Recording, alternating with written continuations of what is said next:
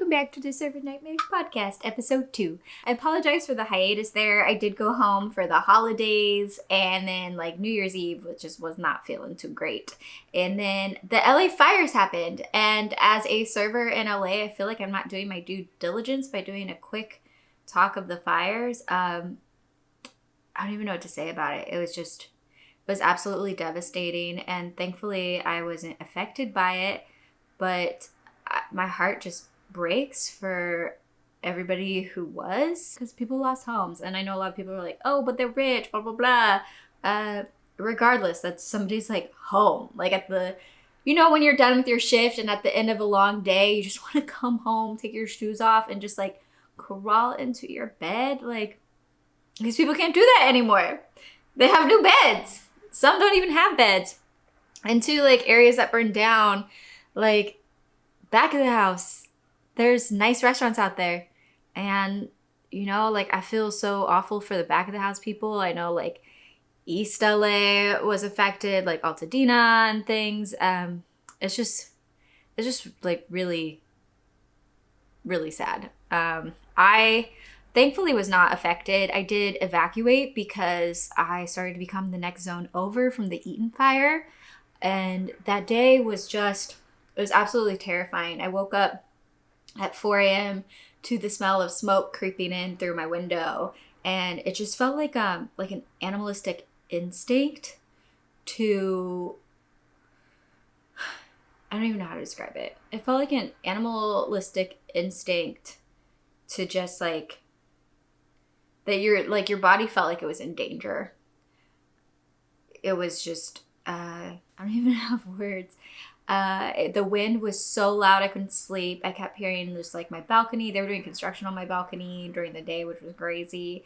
But I woke up the next day and the sky was straight orange. And there was billowing just black smoke. And you could see a straight line between the black smoke and the blue sky. And I just sat there. I was supposed to work my shift that night. I had so much anxiety all day that I could not move from the couch. And a lot of it is like, I have a dog who has a lot of behavioral and aggression issues.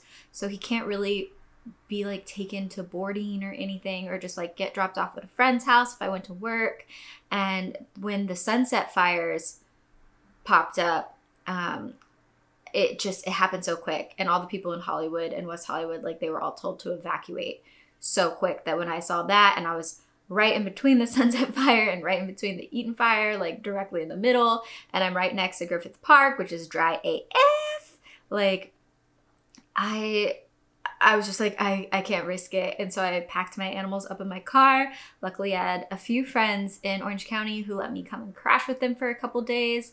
I was so stressed. And when I was thinking about evacuating and leaving my home, the thought that like I might lose everything, it was so weird because material items didn't mean anything to me. The things I cared the most about were my pets and my expensive electronics, like my Switch, my camera, and my laptop. And outside of that, I was like, I don't care. Everything else could burn. And as I had everyone packed up in the car, we were ready to head down to Orange County, I know nothing happened to me, but I feel like I'm starting to get emotional about it. Because there was just like a moment where everyone was packed up in the car and I was about to leave, and I turned and it was just like, I like just quick said bye to my house. Not like a long bye, I was just like, bye house, just in case. And like, I'm so sorry for the people who lost everything. Like I just have a bunch of junk. And it's junk that I've had for a decade, but I can't imagine if everything that I worked for was just gone.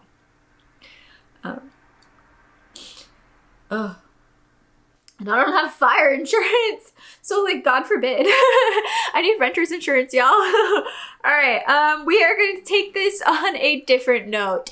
I have some. I apologize. That was such a quick turn. Hold on. I need a sip. I need a drink. 1 second. Oh, this blackberry White Claw tastes terrible. It doesn't taste terrible. It's just I don't know what I was expecting, y'all. It's not great. Comment below.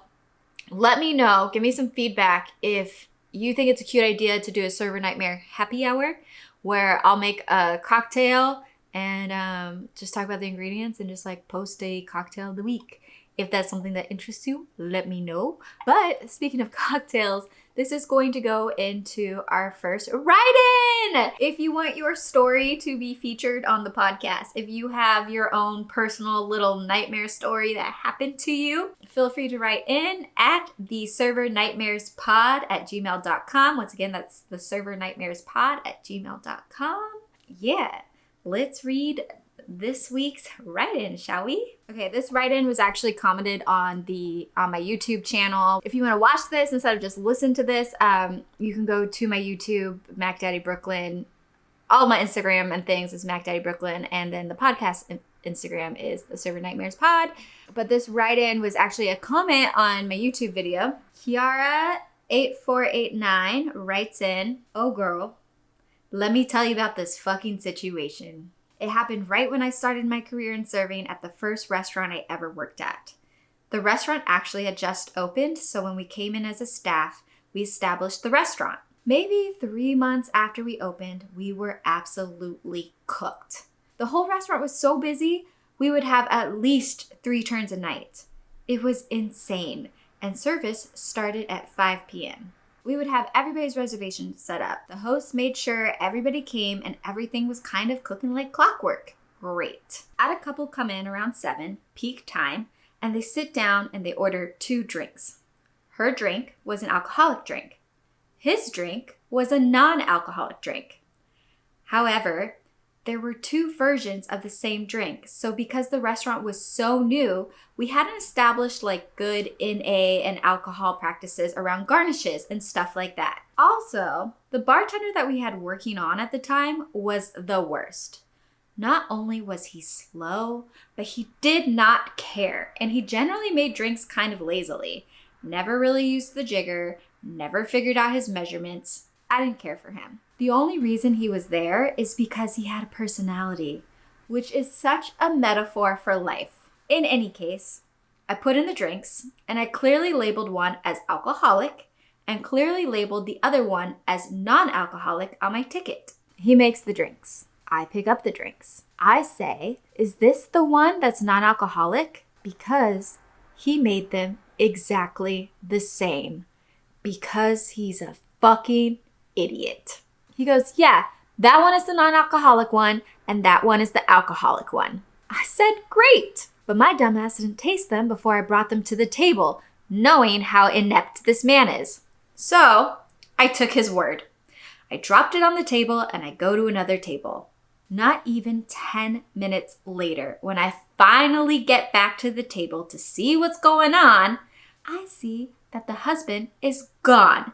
And I go, okay, maybe he went to the bathroom. I come to the table like, "Hey, how are your drinks?" The wife goes, "Unfortunately, we're going to have to leave right now.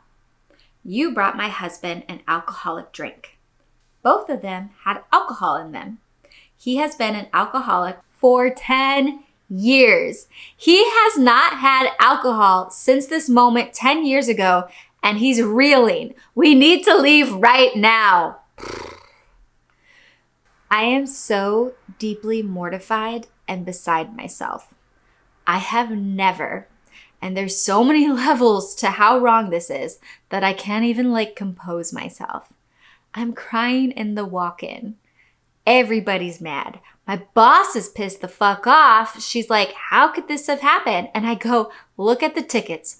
Look at your stupid ass fucking bartender, because he don't give a shit about anybody because he's such a lazy..." Am I gonna say it? I was so mad at him. The night was so busy that it was just whatever. But it's you're ruining someone's fucking existence and their life by serving them these things and doing stuff like that. It was such a lesson for me to not take anybody's word at face value, especially if it's an adult ordering a non-alcoholic drink. It's obvious that you're not going to feed the kids alcohol. But when adults order a non-alcoholic drink, it's a choice. And the fact that this bartender just couldn't conceptualize that some people don't drink is insane. And it was such a codifying experience for me to have just started and had such a crazy, like, oh my God, I can't believe that happened. Ridiculous things can happen and you need to be really, really prepared. Like, take allergies seriously. Take non-alcoholic seriously. Just take your fucking job seriously. So yeah, that was my wild ride from when I first budded my career as a server. I've since been serving bartending for 6 years, so I can work my way around whatever at this point. And geez Louise, do I have a billion more of those stories in my pocket, so keep the podcast coming. Caitlin. First off, Caitlin, thank you so much for taking the time and writing this in. God, just like, I remember my like first serving job. I remember like the first week, I offered alcohol to cops who were on duty and they like laughed at me, which just felt embarrassing in its own way. And I remember I worked at Chili's. That was my very first serving job. And we had water and iced tea in pitchers. And I had one in each hand. And I go to refill a water in someone's pitcher. And I don't realize, but I'm slowly tipping the iced tea in my left hand. And I'm pouring it into a man's lap. Another time, a guy ordered a screwdriver and I didn't know what that was. And we had such good rapport. We were laughing the whole time. And he was like, yeah, I'll take a screwdriver. And I was like, okay, buddy. Like thinking he's making up some drink. So I'm going around doing my business. And then like he started to get more and more pissed. I was like, shit, what did he do? And he was like, they're like halfway through their meal. And he's like, excuse me, where is my screwdriver? And I was like, oh, let me go check. Like it just dawned on me that maybe that's the name of a drink. And I went and asked the bar, all naive, and I was like, is there a drink called a screwdriver? And the bartenders just looked at me like I was an idiot. And it's the easiest drink ever. But anyways, learning lesson. When you first start at a restaurant, it's hard. And if you're like setting SOPs at the start of it, that's insane. These bartenders who are solely hired on their personality are just Startenders. And let's be real, they suck. I've worked with so many bartenders where like they just treated the recipe like guidelines. If somebody comes and orders a drink on a Sunday and they come back on a Thursday and they order the same drink, they're expecting it to be the same drink. The recipe is not a guideline. It is a rule book. Anyways, Caitlin, it sounds like obviously you've matured from this point and that wasn't even your fault. And the fact that you took the weight of that, the brevity that you bore that responsibility, I relate to so much. And it wasn't even your fault. And F that guy, dude. F him to hell. F that man to hell for messing it up. Like 10 years of sobriety, bruh. Some people just can't drink. I did have a friend, I won't name names because this friend is in AA, but they know who they are. Shout out, love you. She was working in a restaurant and it was when she was newly sober and she was doing such a good job. And the bartender made a drink and told her it was a mocktail. And she's like, there's no alcohol in it? And he's like, no, there's no alcohol in it. He just didn't take her sobriety seriously. Like he thought it was a joke, but he's like, yeah, no, there's no alcohol in it. Taste it. And she does, and there's alcohol in it. And she was like spinning. And I don't know if this kind of relieves your thought process or your mind. Or take some weight off of you, Caitlin. But my friend went to her sponsor after that like little baby sip she had. And her sponsor was like, did you purposely, intentionally decide to drink? And she was like, no. And she was like, have you drank since? She said, no. Did you finish the drink? No. Then you are okay. You don't have to erase all of your time in sobriety. And like, listen, everyone's different, blah, blah, blah. But if that takes a weight off of you, like you did not erase this man's 10 years. If this man finished the cocktail and then started doing shots at the bar and then like started snorting some lines of cocaine afterwards and things like that, maybe his life did get ruined. But even still, that is still not your fault. I blame the Startender. But I am so careful to taste drinks. And I know you, Caitlin, are so careful to taste drinks ever since. A similar thing actually happened to me. I was working at a restaurant in West Hollywood, and we had the same thing. We had a mocktail that was based off of one of our cocktails, and it came in an identical glass with an identical garnish, and like, no. And you know, when bartenders, and this, for any bartender listening, when you sell a ticket, it is so important that you put the drinks in the order of the ticket. Like, it just, for so many different reasons, but please, if you are a bartender listening to this, tell me that you put the drinks in the order of the ticket. If you put the drinks in the order of the ticket, comment below. So we had a similar cocktail mocktail situation with the same effing garnish, and he did not put the drinks in the order of the ticket. And I didn't straw taste it. And I know sometimes some bartenders get like annoyed when you straw taste it, but it's like, bruh, like, I'm checking for many things. I'm checking for consistency. I'm checking to make sure that I've been describing things right, like reminding myself of the taste and stuff like that. And then also I'm checking that it's correct. But I ended up dropping it off to a table of 4 ladies, and the one lady who got the mocktail was sober, and she took a sip and she was pissed. She wasn't reeling in the bathroom, but she was definitely pissed off. And I felt so bad, and she was just like, yeah, I'm sober. And I was like, I completely respect you, and I am so sorry. Let me bring you the correct drink. And she didn't want another drink, and I understand. But Caitlin, thank you so much for writing in, and I hope that this kind of took a weight off your chest, because it wasn't your fault. But I love that 6 years later, you still remember that story, because don't we all? And now for the value that I promise, that I hope that you take some value from this, or that it helps somebody out there. Let's get into how the F to quit your serving job. Can I get an amen out here? Because this is my dream. I never want to go back to serving. I'm doing it right now, and I was sitting there and I was at work the other night, and just like, I just don't ever want to go back. I've just done it too long. That's fine. You know, nothing wrong with it. I actually think that serving is a really great job. I think it's a great starting job. And like I said, if you're a career server and you love it, more power to you. It's just not for me. And I've just been stuck in the cycle. And I know so many people who have been stuck in the cycle. I literally was texting with a girlfriend today about how we're like, what the F do we do? How do we get out of this? And so hopefully I'm here to help. One of the great things about waiting tables is it's so underrated, because you are building so many different sets of skills. If you are decent at waiting tables, you are multitasking. You are managing multiple tables, multiple orders, multiple guest needs. You are at the forefront of customer service. You are at the forefront of sales. And there are so many wonderful, incredible jobs to get into with that. A lot of serving skills are just straight up transferable. For those of you listening to this and you're just like, I don't know what I'm good at. I don't know what to do. Like what is there out there for me?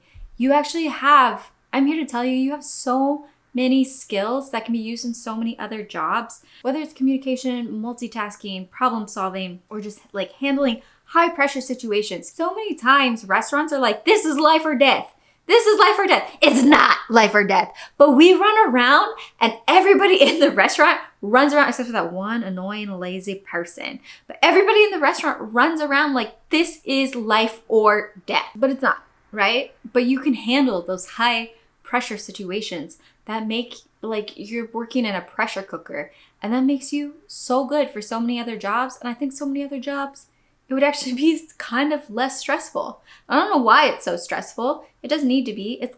It's literally just like food and people. But there's something about food and people where I think because food is comfort for so many people that they just dictate it in such... I always had this weird fantasy. I'm embarrassed to share this. I've always had this weird fantasy that like my last day serving... is just gonna be like filled with all of these like I'm just breaking all the rules. And I have this specific fantasy of somebody ordering Coca-Cola, right? right? Somebody ordering a Coke. And then out of pure spite, I bring out a diet Coke. And then that person I can't even get through this fantasy. I love it so much. And then that person takes a sip of the Coke, right? And they're like, excuse me, this isn't regular Coke. This is diet. I ordered a regular Coke. And I want to walk up. I want to grab their glass. I want to take a nice big chug from that glass. And I want to be like, nope, that's Coke. And like gaslight the hell out of them. And then walk out of the restaurant. And the restaurant blows up in flames. Maybe not the last part, but kind of. And that is my fantasy. That is my super lame quitting the restaurant fantasy. Is just gaslighting somebody who ordered a Coke, bringing them diet, and then telling them, no, and then drinking from their cup. And then telling them, nope, that's just regular Coke. I don't know why. For those who've been serving for so long, I do think that we get addicted to the stress. I do think we get addicted to the quick and fast money for the short amount of hours. And I do think that even though we're like, God, I want to do anything else, blah, blah, blah, I hate it here. I do think that there is like a small fear of change. And maybe that's not for everybody, but I feel like I definitely experience that. But let's take that fear of change and turn it into a secret weapon. The fear of leaving a job that you've known for years, that you are so comfortable in, can be absolutely paralyzing. But like, let's take it back to Caitlin's first day, to my first day, to your first day. Think about how nervous you were when you first started serving, when you first started approaching a table, handling a difficult customer. It does feel like life or death because people get so angry at you. Chefs get angry, managers get angry, coworkers get angry, bussers get angry, the guest gets angry, you know? And it's awkward and it's uncomfortable. Even if you're starting at a new restaurant and everybody talks to you and treats you like you've never done it before. And you're like, bitch, I have more experience than you've ever had. The next step in your life, think of it like being a new restaurant, but like better, but more aligned with your purpose. And I know it's effing scary, but y'all, just go for it. So you want to quit. So you want to leave.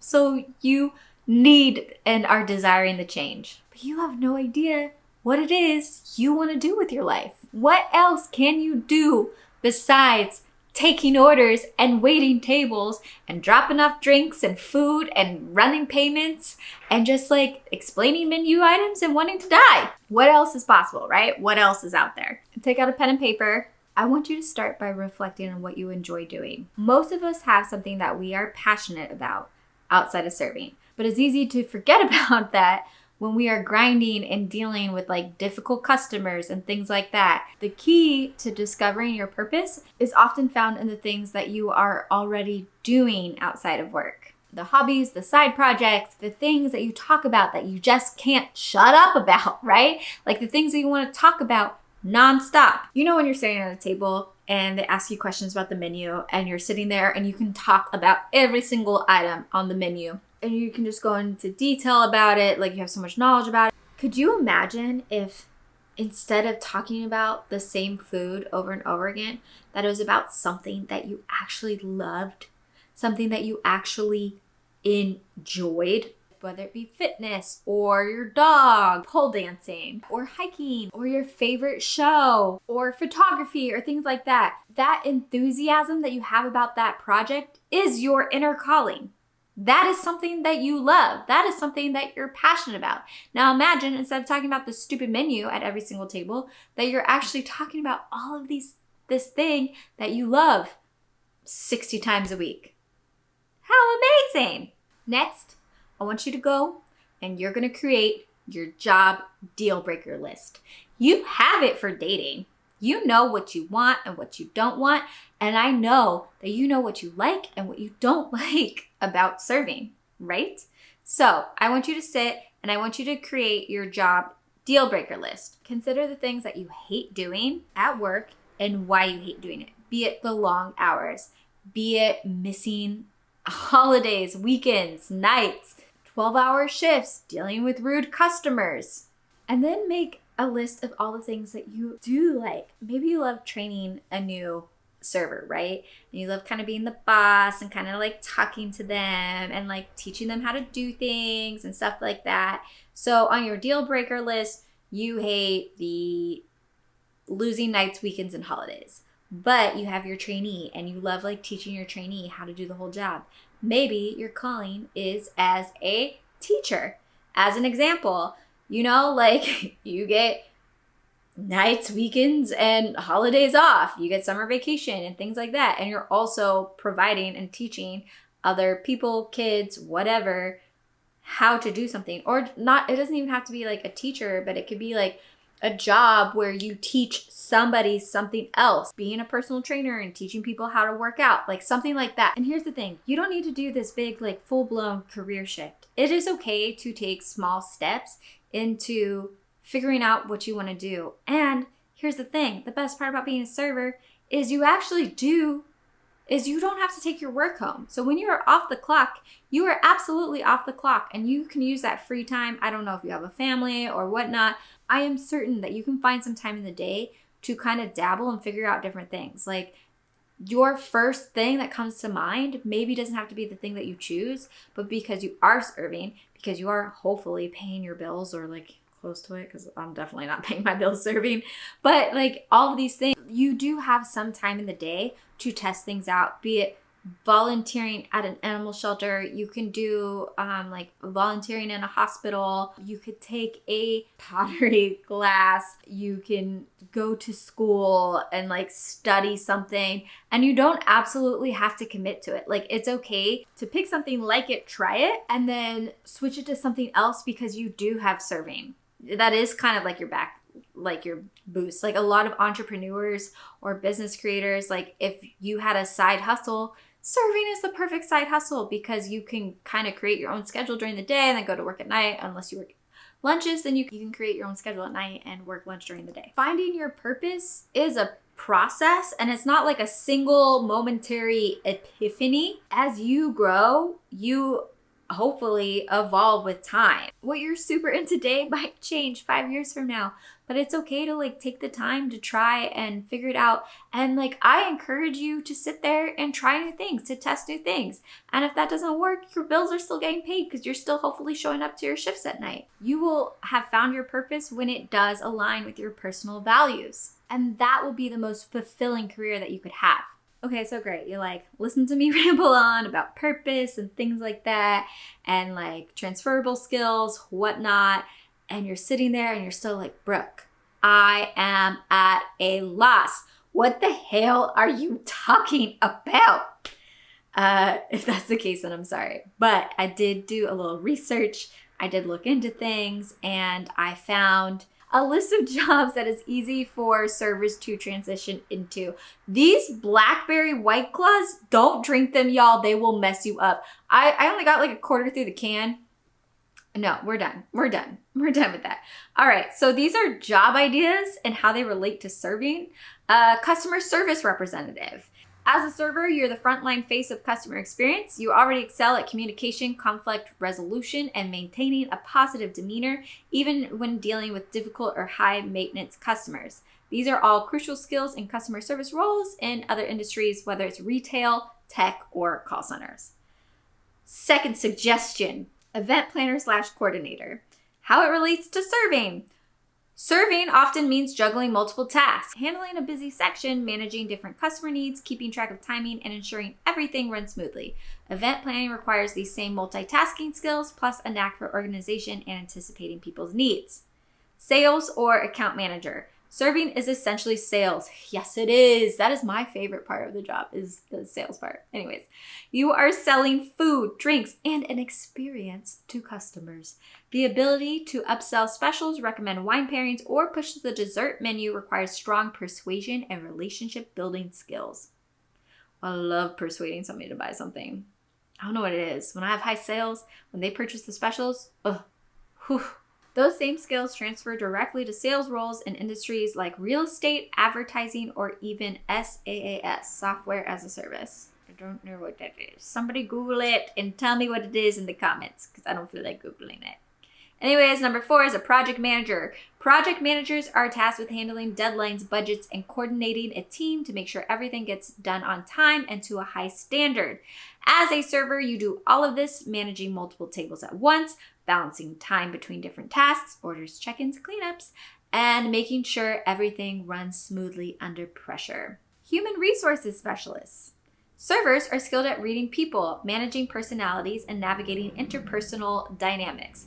Whether it's diffusing a tense situation with a customer or managing relationships with your coworkers.